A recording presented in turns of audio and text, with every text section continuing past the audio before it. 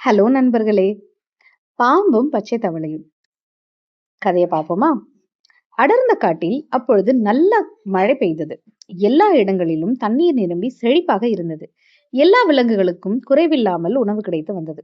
ஒரு பாம்பு அங்கு உள்ள குளத்தில் நீந்திக் கொண்டிருந்தது. அந்த குளத்தில் இருக்கும் மிகுதியான மீன்களின் மேல் ஒரு கண் இருந்தது. பாம்பு அங்குள்ள ஒரு மீனை பிடிக்கும் தருவாயில் மற்றொரு மீன் அதனை பார்த்து பாம்பின் வாயில் குத்தியும் கடித்தும் திடீரென்று தாக்கியது.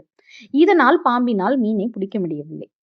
ஏமாற்றம் அடைந்த பாம்பு கரையை நோக்கி நீந்தி சென்று இடத்தை விட்டு நகர்ந்தது. அப்போது அருகில் ஒரு தவளை சத்தமிட்டுக் கொண்டிருந்ததை பாம்பு பார்த்தது. ஆகவே அது அந்த தவளையிடம் சென்று, இந்த மீன்களின் செயல்களில் என்ன நியாயம் இருக்கிறது? நான் ஒரு மீனை பிடிக்கும் தருவாயில் வேறொரு மீன் என்னை தாக்குகிறது என்று சொன்னது. அதற்கு அந்த தவளை சிறிது நேரம் யோசித்துவிட்டு, ஆமாம், அப்படித்தான் நடக்கும். ஒரு மீன் தானாக உன்னை நெருங்கி அருகில் வந்தால் அதை நீ பிடித்து சாப்பிடலாம். ஆனால் மாறாக நீ அந்த மீனை விரட்டி சென்றால் மற்ற மீன்கள் உன்னை விரட்டும் என்று பதில் உரைத்தது.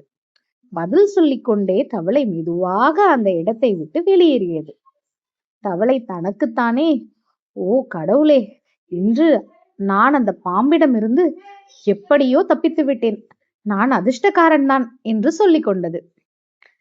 இந்த கதையில இருந்து நம்ம என்ன தெரிஞ்சுக்கிறோம் அப்படின்னா, சிந்தனை இல்லாத செயல் ஏமாற்றமே.